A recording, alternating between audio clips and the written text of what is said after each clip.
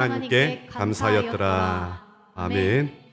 오늘은 맥주 감사 주일 메시지로 감사하는 다니엘이 되라는 제목으로 은혜를 나누겠습니다. 7월 첫 주가 되었습니다. 우리는 지금 7월 첫 주에는 추수 감사 주일 혹은 또 상반기 감사 주일로 이렇게 지키게 됩니다. 여러분 구약 성경에 보면은요, 레위기에 1년에 두 번의 감사절이 있습니다. 첫 번째 거는 맥주 감사절이고요. 또 하루는 추수 감사절입니다. 추수 감사절인데 이걸 어떻게 표현하냐면은 초막절이다 이렇게 표현을 합니다. 그래서 보리를 추수하는 시기를 맥주 감사절, 그리고 이제 과일을 추수하는 시기를 초막절 이렇게 절기로 지켰는데, 우리 한국 교회에서는 전반기 감사를 우리 이렇게 맥주 감사 주일로 지키고 하반기 감사를 추수 감사 주일을 지키게 되었습니다. 여러분, 뭐 추수 감사 주일이든 맥주 감사 주일이든 간에 이렇게 감사 주일날만 감사하는 것이 아니라 우리는 365일 항상 우리는 감사해야 될 줄 믿습니다. 이렇게 감사 절기를 세운 것은 특별하게 우리에게 이 날짜를 지킴으로 말미암아 더욱더 감사가 풍성하기 위해서 그렇게 날짜를 정한 것입니다.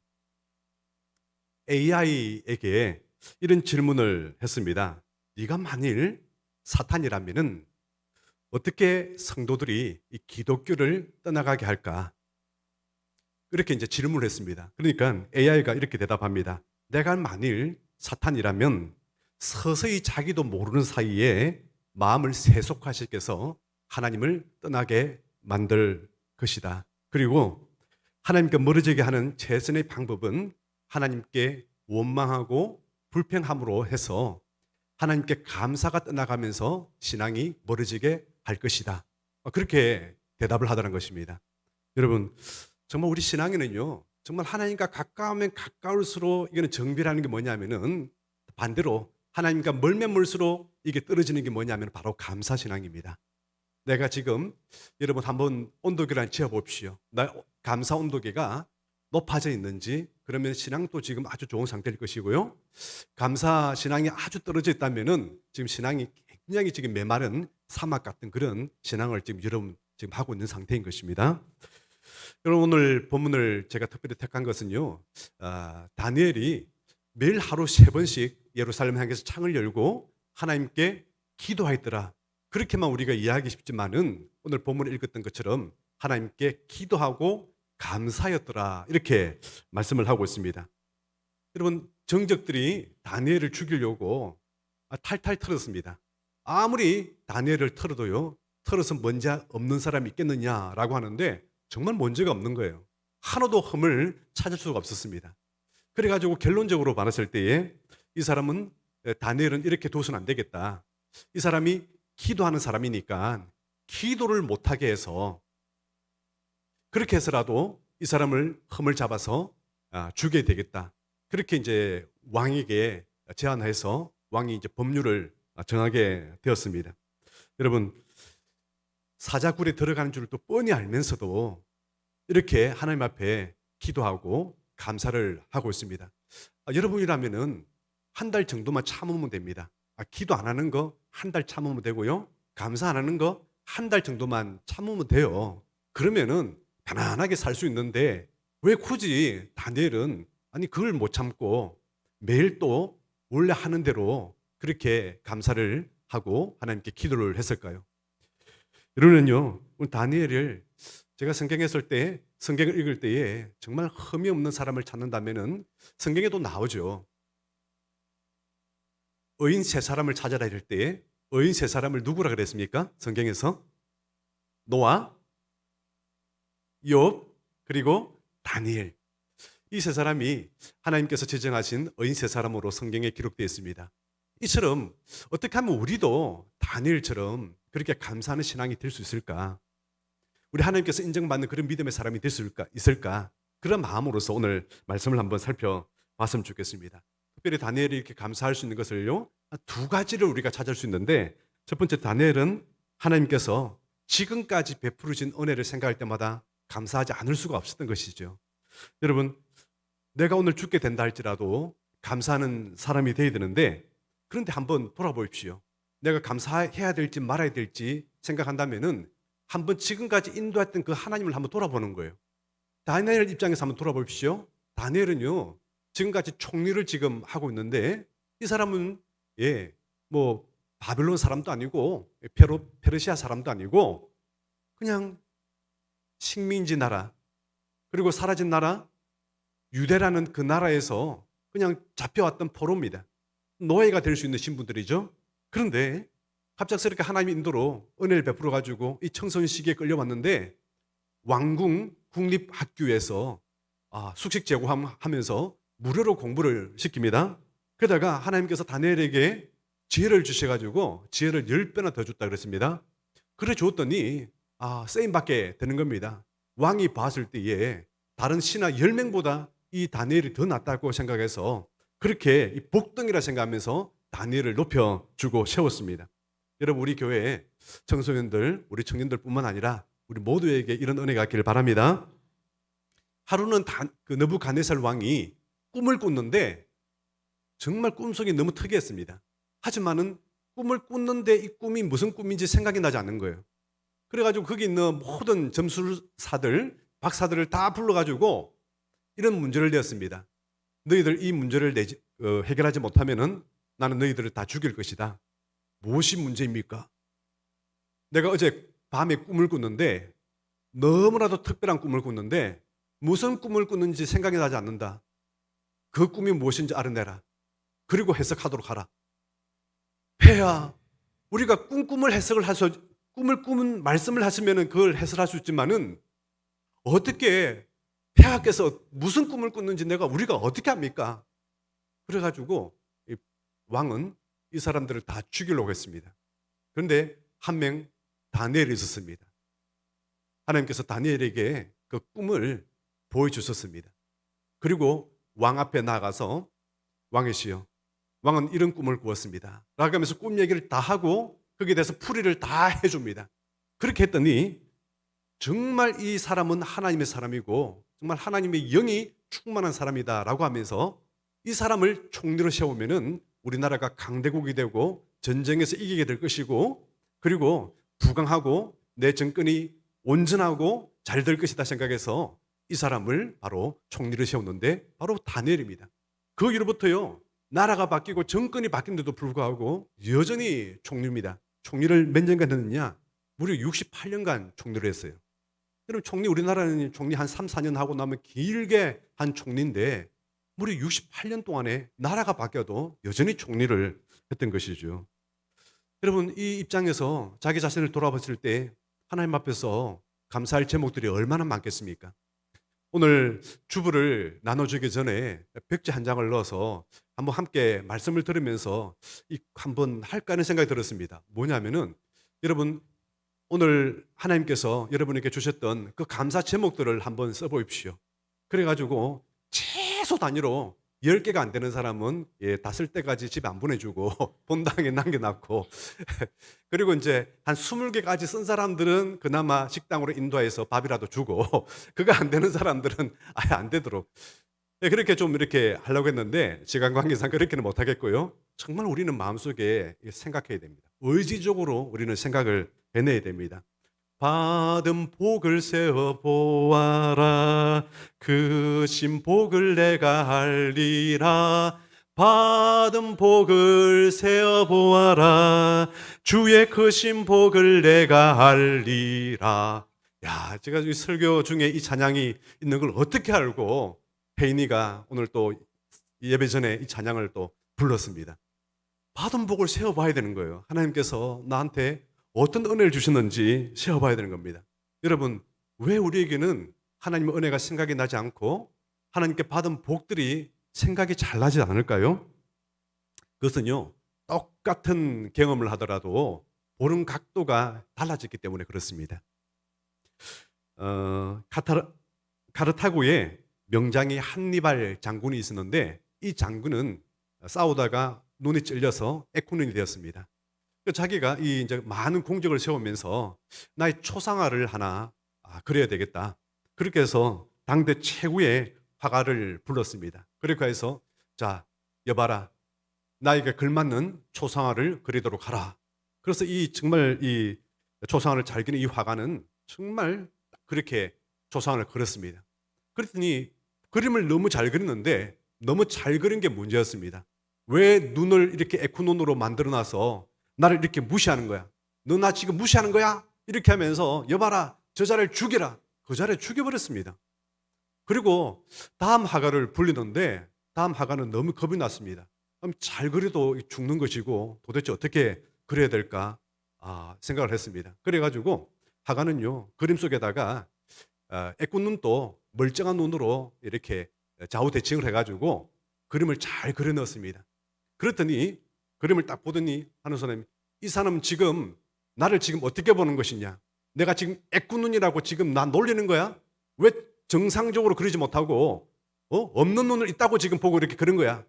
나를 모독했다 이러면서 저자도 죽여라 이렇게 죽여보는 거예요. 이게 세 번째 화가를 불렀습니다. 이제 겁이 너무 난 것이죠. 이렇게 해도 안 되고 저렇게 해도 안 되고 여봐라 그림을 그리도록 하라. 그랬더니 이 사람은 달리 했습니다. 앞에서 앉아서 그리는 게 아니라 왔다가 갔다가 보니까 어느 시점 가더니 한 45초쯤 되는데 자기 의자를 앉고 거기다가 앉아가지고 그림을 그릴 겁니다. 그러다 보니까 코에 눈이 가려져 가지고 눈이 안 보이게 되는 45도 이제 초상화가 된 것이죠. 그래가지고 그림을 딱 냈더니 왕이 너무 기분이 좋은 겁니다. 이토록 내가 잘생겼단 말이냐, 너무나도 잘 그렸다 이래 하면서 이 자에게 큰 상을 주어라 이랬던 것이죠.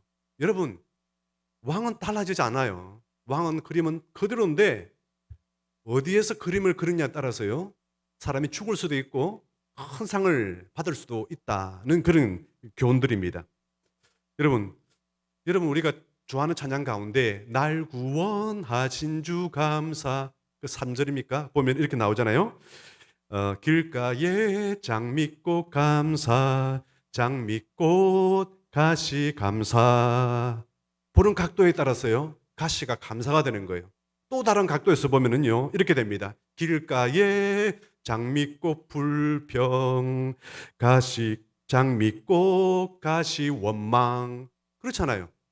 여러분 똑같은 장미를 보면서 불평하고 있습니까? 아니면은 원망하고 있습니까? 아니면은 감사하고 있습니까? 각도에 따라서 이렇게 달라질 수가 있는 것입니다.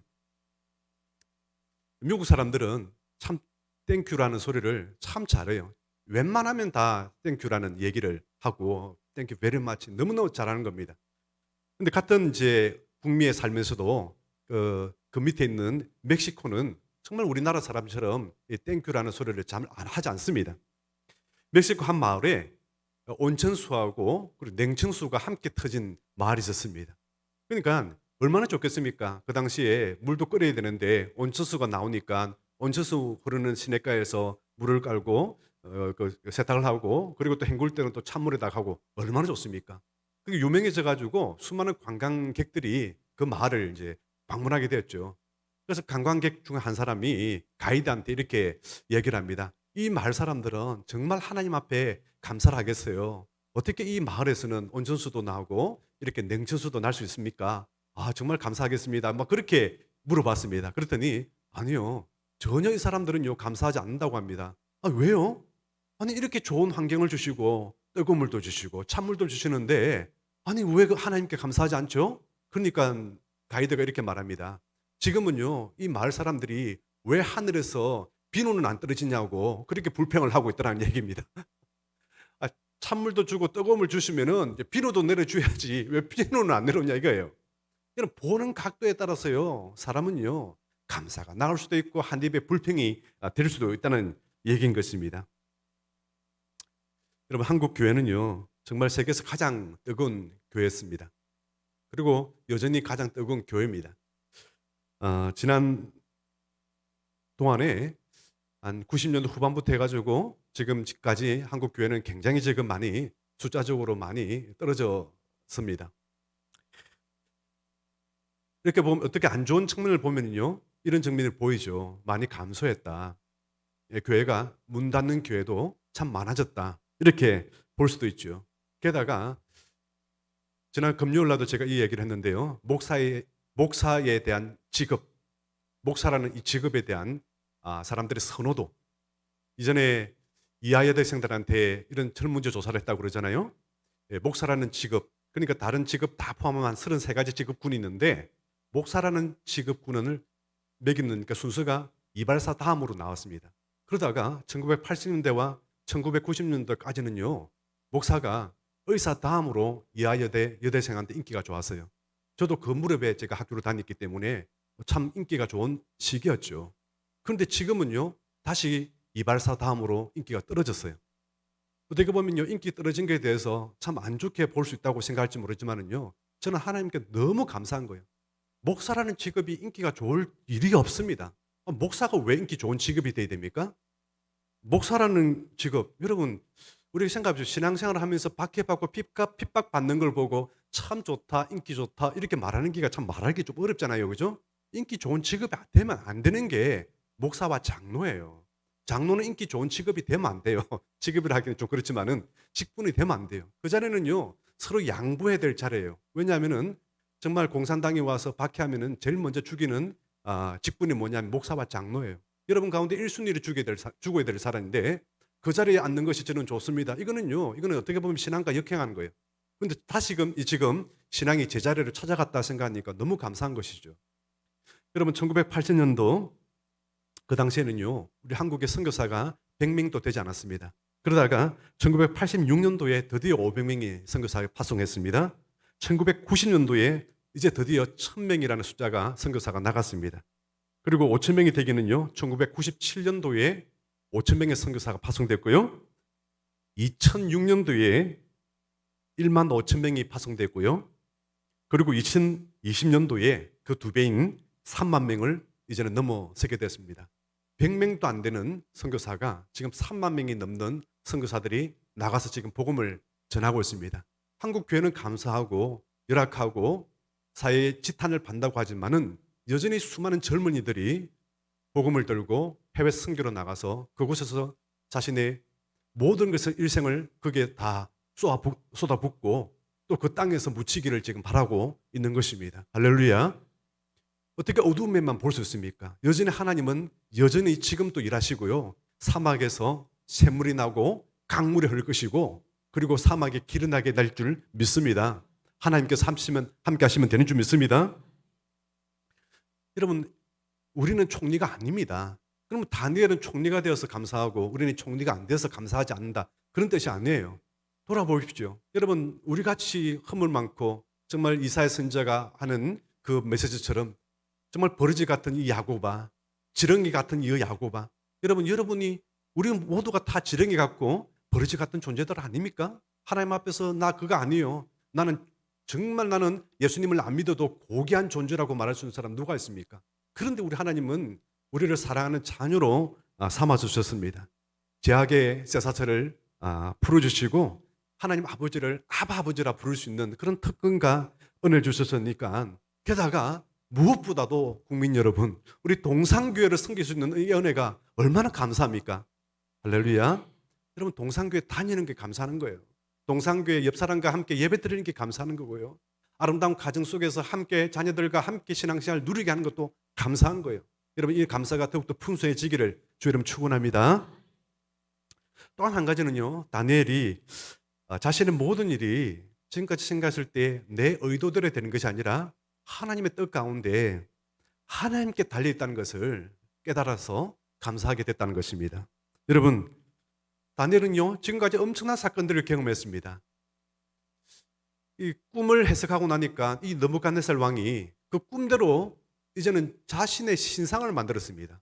금신상을 세워놓고 이 다니엘은 틀림없이 반대할 것 뻔하니까 지방에 출장 보내고 지방에 있는 모든 강요들 다 불렀습니다. 그리고 나서 이 금신상에게 절을 하라. 왕의 신상에게 절을 하라고 명령을 합니다. 그때 보니까 다 절하는데 세 사람이 절을 하지 않는 겁니다. 그 세 사람이 사드락과 메삭과 아벳느고, 다니엘의 세 친구였죠. 그러니까 왕이 와서 저 세 사람을 불러와라. 온갖 해유를 다합니다. 이 신상에 절을 하면은 내가 더 좋은 자를 내가 마련해 주겠다. 내가 더 좋은 정말 주겠다. 모든 것이 다 해유로 했습니다. 그럼에도 불구하고 절하지 않겠다고 합니다. 하나님께서 우리를 구원하실 것이고 그리 아니하실지라도 우리는 이 왕의 신상 앞에 절을 하지 않습니다. 너무 화가 나가지고 이 자들을 저 7배나 뜨겁게 풀무불을 만들어서 저기다가 쳐넣어라. 그러고 나서 가만히 보니까요, 4사람이 고요한 가운데 서 있는 겁니다. 그리고 성경은 이렇게 말씀하고 있습니다. 그 한 사람은 신의 아들과 같도다, 이렇게 얘기하고 있습니다. 너무 놀래가지고 이 왕이 4사람을 부릅니다. 3사람을 부릅니다. 사드락, 메삭, 아벳느고야, 속히 나오너라. 나왔습니다. 나왔는데 보니까 머리카락 하나 타지 않는 줄 믿습니다. 그래서 살아계신 하나님을 찬양하는, 그리고 이 사드락, 메삭, 아벳느고, 그리고 다니엘이 이 섬기는 이 하나님을 전국 각토에서 다 섬기도록 하라, 이런 명령을 내리게 됩니다. 여러분, 우리 인생이 우리 뜻대로 되는 거 아니에요. 그런데 말씀에 순종하고 하나님에 대한 온전한 믿음으로 나아갔더니 하나님께서 은혜를 주시는 것입니다. 여러분, 다니엘을 이렇게 생각한 거예요. 그때 사드락과 메삭과 아벳느고를 살리신 하나님께서 나를 사자굴에 넣는다 할지라도 하나님, 그 하나님, 여전히 살아계신 그 하나님이 나와 함께 하시고 나를 보호하실 것이다. 마음속에 이겠는 거예요. 여러분, 과거에 역사하신 그 하나님을 믿는다면 현재에도 그 하나님이 역사할 줄 믿어야 될 줄 믿습니다. 여러분, 한번 보십시오. 이 다윗이 골리앗 앞에 섰습니다. 남들은 두려워서 벌벌 떨고 있는데 다윗은 골리앗 앞에 싸우겠다고 나섭니다. 여러분, 갑작스럽게 이 다윗이 이런 믿음이 생겼나요? 갑작스럽게 오늘 특별히 기도하고 금식하고 났더니 믿음이 확 생겨가지고 나는 이 골리앗 앞에 싸워도 이길 수 있다, 이렇게 마음이 생겼나요? 아니에요. 과거의 경험 때문에 그렇습니다. 과거 어떤 경험을 했습니까?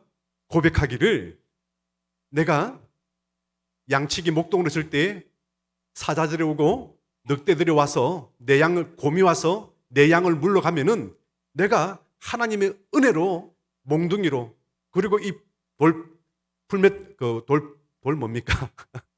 물맷돌로 쳐서 사자의 입에서 내가 다 건져냈는데, 그렇다면은 그 하나님께서 지금 이 자리에도 함께 하실 것이다. 즉 골리앗을 또 그들과 함께 했던 것처럼 하나님께서 이기게 하실 것이다. 할렐루야.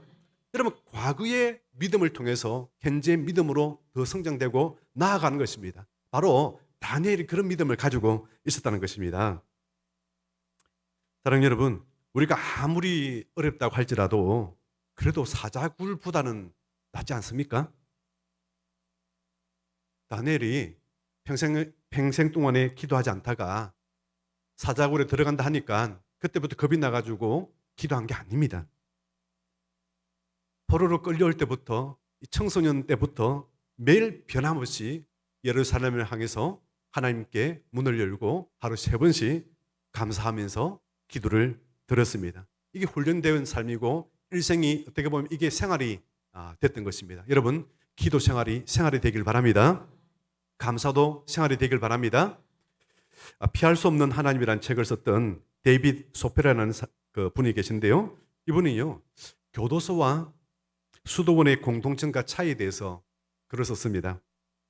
공통점은요, 교도소나 수도원이 둘 다 폐쇄적인 공간으로서 세상으로부터 격리가 되어 있고, 그리고 엄격한 규율이 있다. 이게 다 공통점이라는 것입니다. 차이가 있다면은 수도원은 하루 종일 감사하는 곳이라 그곳은 천국이고, 그리고 교도소는 그곳에는 하루 종일 원망하고 불편한 곳이라서 그곳은 지옥이다. 이렇게 차이점을 얘기했습니다. 그런데 이 저자가 어쨌든 간에 이 두 곳을 다 이렇게 살아보았다는 것입니다. 그래서 이렇게 결론을 내립니다.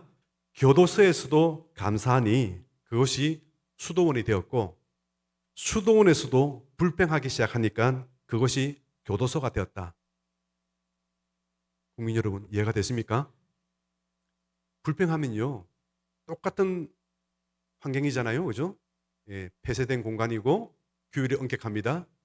불평하기 시작했더니 이 수도원도 그냥 교도소처럼 되더란 거예요. 그런데 교도소에 있으면서도 하나님께 감사하기 시작했더니 그냥 수도원에 왔던 것처럼 그렇게 마음가짐이 되더란 거예요. 여러분도 마찬가지입니다. 우리 동산교를 다니고 여러분 가정을 책임지고 또 가정에 있고 공부를 하고 무엇을 하든 간에 감사가 있으면은 그것이 하나님의 나라가 될 줄 믿습니다. 어, 이 다윗 왕이 정말 자기에게 일생 동안에 교훈을 줄 수 있는 반지를 하나 나 만들었으면 좋겠다 이런 생각이 들었습니다. 그래서 가장 그 반지를 잘 만드는 세공인을 불러서 자 나를 위해서 반지를 하나 만들어 달라 이렇게 부탁을 합니다. 그런데 이 반지는 좀 특별한 반지라서 이런 교훈이 들어가야 된다고 했습니다.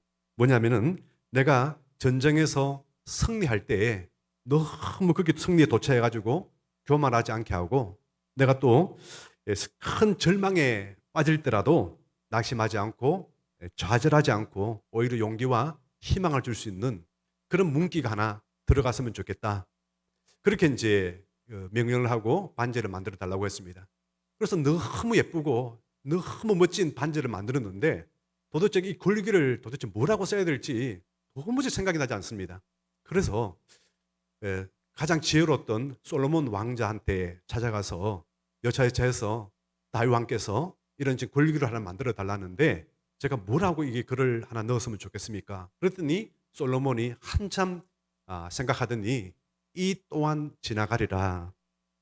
This too shall pass. 이렇게 얘기를 했습니다. 이 또한 지나가리라. 그래가지고 이것을 글을 넣어서 반지를 들었더니 다윗이 너무 기뻤다. 그런 이제 일화가 나와 있습니다. 여러분, 우리의 가장 기쁜 때도 정말 이게 항상 기쁜 게 아니에요. 항상 포물선처럼 기쁜 날이 있으면 슬픈 날이 있고요. 행복한 날이 있으면 또 고난스러운 그런 날이 있는 거예요. 하지만은 각도를 한번 달려보십시오. 불행할 때는 이 또한 지나가리라 생각하면서 언제나 하나님 앞에 기도하고 그리고 기쁜 날에는 하나님께 찬양하고 그러나 교만하지 않고 언제나 겸손하게 하나님 앞에 엎드리는 삶. 이걸 우리 하나님께서 오늘 추수감사 맥주 감사 주를 맞아해서 우리에게 주시는 메시지인 것입니다. 여러분 우리 마음속에 정말 어떠한 상황 가운데서도 각도를 달리해서라도 하나님 주신 은혜를 찾기를 바랍니다. 각도를 달리해서라도 의지적으로 감사 제목을 찾게 될 때에 우리 하나님께서는 여러분에게도 이 다니엘과 같은 이런 은혜와 축복을 모두에게 줄 줄 믿습니다. 함께 우리 찬양하기 원합니다. 날 구원하신 주 감사, 모든 것 주신 감사, 지난 추억 인해 감사, 주 내 곁에 계시네, 향기로운 봄철의 감사, 외로운 가을날 감사,